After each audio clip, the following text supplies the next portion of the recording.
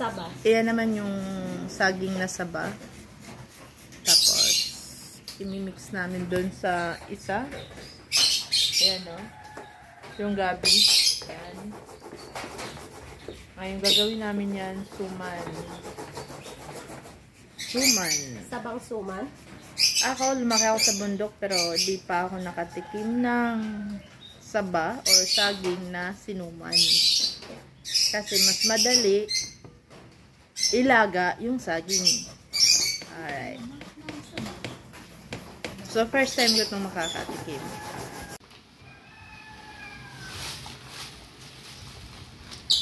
Kinayod na nyo. Lagyan natin ng asukal.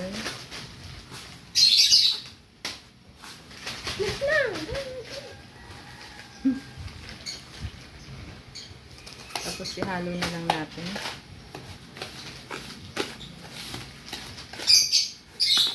Ito yung gagawin nating suman.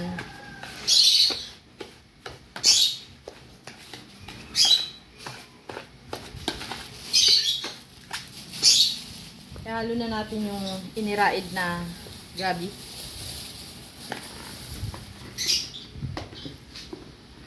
So ito ihalo na gabi.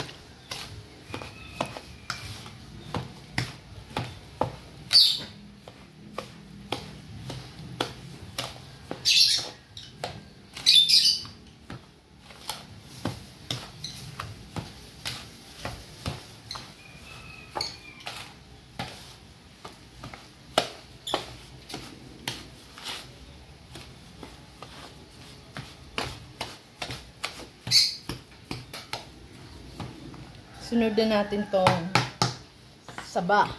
Niraid din na saba ito. So, ihalo lang natin para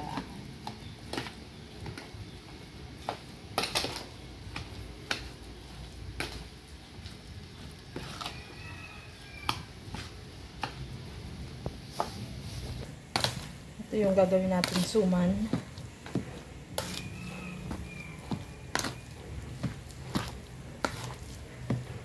Saba at saka gabi.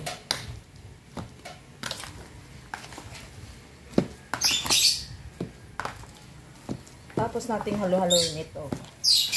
Lagyan na natin, ay ibalot na natin.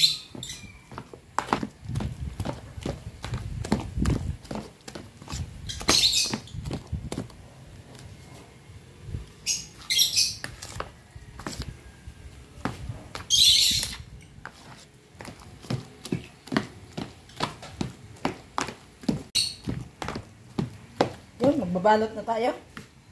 Alright. Ayan na. At yan na nga, binabalot na namin. Tulong-tulong na kasi gabi na. Ayan na siya. Yung iba, konti na lang yung babalutin pa. Ayan. Ito na sa kaldero yung iba para may isa lang agad na. Yung isa dyan, nung seryoso na kasi hindi marunong magbalot.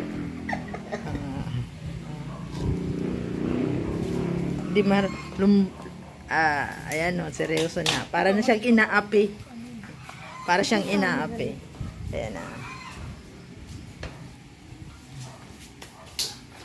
Mamaya, makikita nyo na lang. Ito, luto na.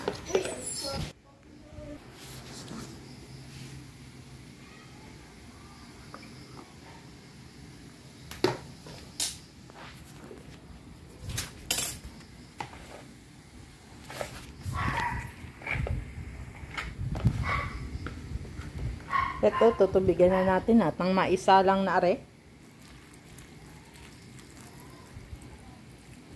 Lagyan na natin ng tubig para maisa lang na natin. Mga isang ano lang. Para maisa lang na natin. At ito na nga, nakasalang na. Atin na lang sisindihan. Ayun. Alright. Magantay tayo nito sa resulta. Pag naluto na.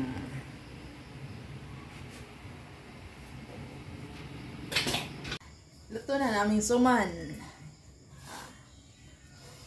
Ihahain na natin sa kaldero para ma-drained.